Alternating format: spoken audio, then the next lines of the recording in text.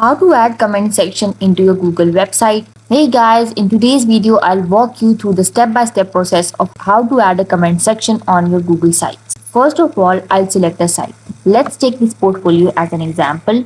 Click on it and I want to add a comment section here. So I'll go to this website. I'll provide you the link in the description box. You can easily access it from there. Click on get started.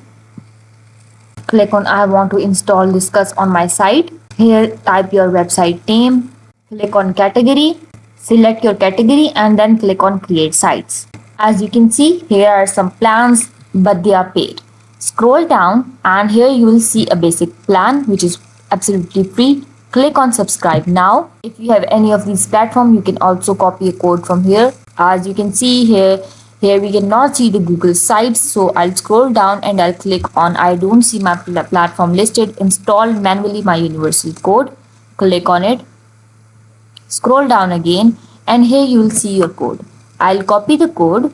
Once copied, I'll go back to my Google site and here I'll click on embed. Then I'll click on embed code and here I'll paste the code. Then click on next and then click on insert.